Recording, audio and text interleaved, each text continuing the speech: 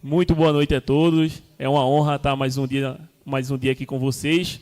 E hoje a gente vai falar um pouco sobre processo de brasagem.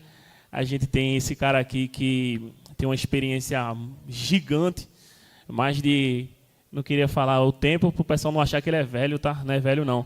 Ele é experiente. Velho não, experiente. Mais de 44 anos em processo de brasagem, engenheiro químico.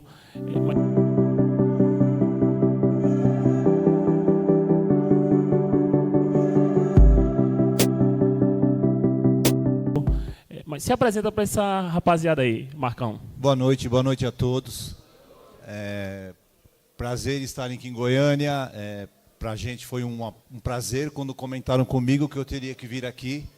Obrigado, pessoal da R3, que me recebeu. Estou aqui desde quarta-feira. Na realidade, assim, meu nome é Marco. Eu pisei numa fábrica de solda, eu tinha 16 anos de idade. Entrei lá para fazer alguns trabalhos, me colocaram dentro de um laboratório químico, onde eu comecei a conviver na década de 80 com foscoper, silfoscoper, solda prata, fluxo, com o que é o que vocês convivem hoje. Depois de trabalhar durante um período em laboratório químico, onde eu vivenciei todos os problemas que a solda pode dar ou não, eu passei para um laboratório físico, onde eu fiz uns testes de tração, alongamento, microdureza, dureza, tudo que envolve a parte de brasagem. Não contente, o que acontecia? Eu sempre fui um cara chato com relação a querer aprender. E eu sempre trabalhei com, acho que, um dos melhores ou dois melhores representantes da solda em São Paulo, na época, tá? O seu Irineu e o seu Moacir Prisco, que eram tecnólogos em solda. Os caras eram uma sumidade e tal. E eu falei, pô, eu preciso encostar nesses caras. Eu preciso aprender com esses caras, porque só ficar dentro da fábrica eu nunca vou conseguir saber o problema que os instaladores, na época, ou qualquer pessoa tivesse no campo, eu precisaria dar um suporte também. E foi o que eu fiz. Em cima disso, sabe, a título de experiência, foi muito bom, porque eu sei os problemas que vocês passam, eu já acompanhei, tá? Hoje, eu conversei até com o Kleber aqui, eu não falo nem uma palestra, tá? Eu acho que fica meio maçante, eu acho que esse bate-papo é interessante. Conversei com algumas pessoas hoje de manhã, fui em várias lojas hoje. O José Marcos me levou lá para conhecer bastante loja. Fiquei surpreso com a quantidade de loja que tem aqui em Goiânia. E eu percebi que algumas dúvidas pairam na maioria dos vendedores e na maioria das pessoas que utilizam essa solda. Então, hoje, vamos levar essa palestra, entre aspas, como um bate-papo. Vai fluir? Vai. Se vocês, por mais que tenham dúvidas, que você, não sei se vou perguntar, pergunte. Porque, de repente, uma dúvida que você tem, a gente consegue resolver, e aí você leva para a vida, sempre com tranquilidade, para que na hora que bater esse problema, você enfrentar. É exatamente isso aí que o Marco falou. Aqui é mais um bate-papo, para a gente tirar alguns mitos que o pessoal vem aprendendo no dia a dia. Muitas pessoas aprendeu com o tio, com o pai, e sempre usou aquela mesma vareta para tudo, até o momento que a gente quebra a cara, vai brasar dois materiais diferentes e vê que não consegue ter aderência ali naquele processo de brasagem, o cara fica, caramba, mas e por que não está unindo aqui? O que é que eu estou fazendo de errado? Então, hoje, essa palestra aqui é para a gente tirar essas dúvidas que vocês têm. Então, quem tiver dúvida, por favor, pode levantar a mão para a gente tentar tirar essas dúvidas. Beleza? Isso aí. Rapidamente, se eu usar o termo... Como eu sou chão de fábrica como a maioria, tá? Se eu usar o termo de capilaridade, alguém conhece esse termo na soldabilidade, o que é uma capilaridade? Uma, duas, três pessoas, enfim. E se eu falar em termos de penetração de solda? Eu acho que a maioria já está mais habituada. Então, é exatamente isso. Esse termo hoje é o quê? Quando você fala de uma liga que eu percebi que vocês usam frequentemente aqui em Goiânia, que é o foscoper, e o Silfoscooper com 2%. Essa capilaridade nada mais é do que essa penetração que essa solda vai dar na tubulação. Visualmente você não consegue ver isso? Não, você não consegue. Porém, o que acontece? Quando você fala de Foscooper, é uma liga binária, é uma liga com 2 elementos apenas, o cobre e o fósforo. O cobre, o que ele vai dar nessa liga? Alguém sabe a respeito ou não? O cobre vai dar uma maleabilidade nessa liga e uma resistência. O fósforo, ele serve simplesmente para fluir. Ou seja, quando você aplica essa solda, o cobre ele vai dar resistência, que ele une as duas peças, no caso, as 2 tubulações de cobre. E esse fósforo ele vai dar aquele contorno. Quando vocês aplicam a solda, ela não corre e ela vai fazendo a volta. Esse é o trabalho do fósforo. Tá?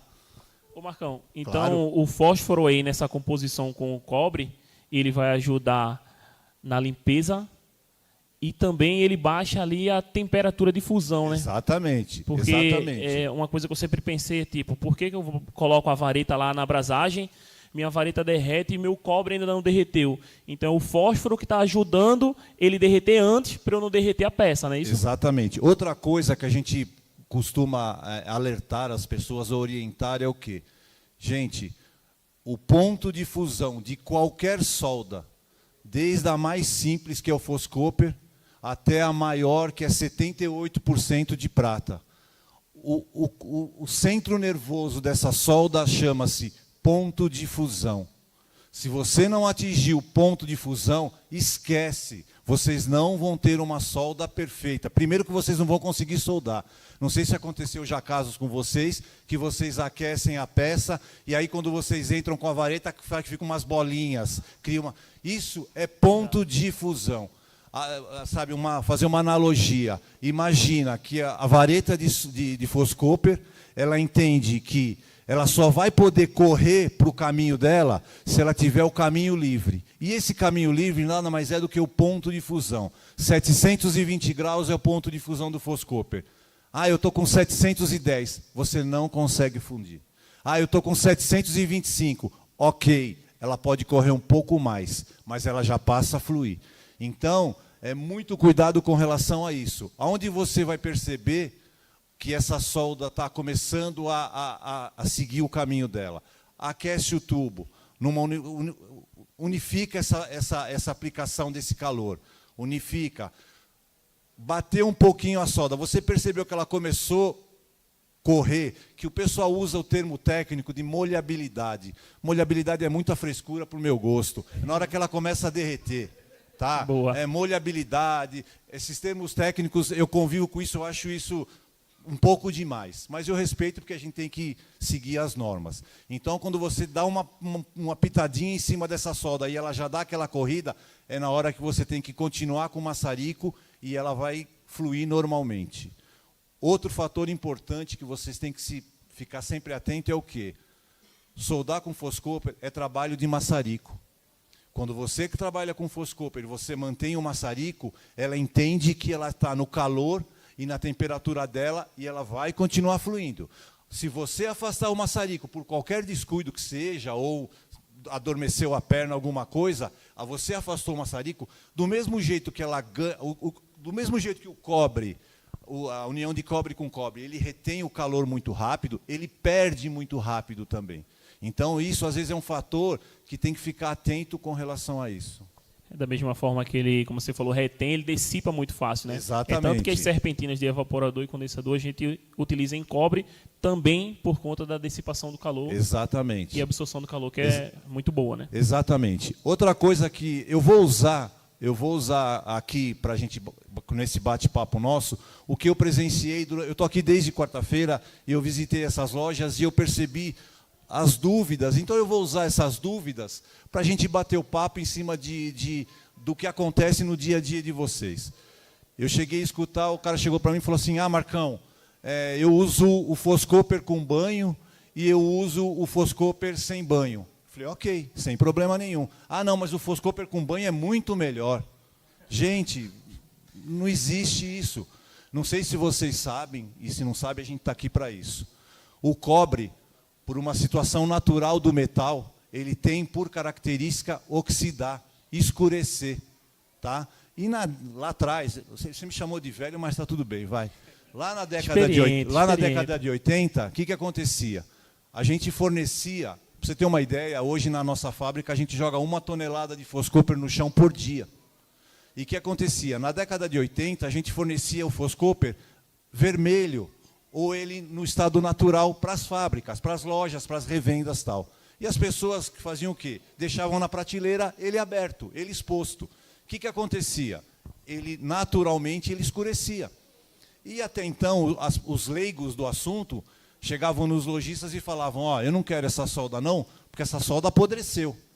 Ah, essa solda aqui não dá certo, esse cobre aqui não funciona. É que o aspecto dela não ficava bonito, né? Mas isso é natural do Sim, cobre. mas o instalador, ele, quando via aquele aspecto, ele achava que não prestava. Exatamente. Aí o que aconteceu? As empresas, né, para uma solução melhor, criou-se esse banho.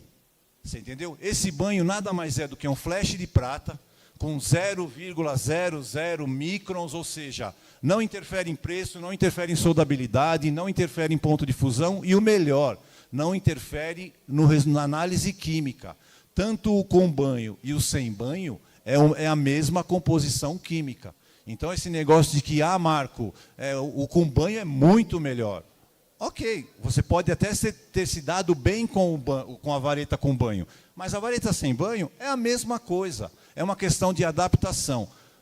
O mundo gira, como sempre, tal. O que acontece? Hoje a maioria das lojas estão fazendo o quê? Pedindo o Foscoper sem banho. Sem banho. E vocês que estão acostumados a trabalhar com o Foscoper com banho, já vai se preparando, porque a tendência é que diminua cada vez mais. Tá?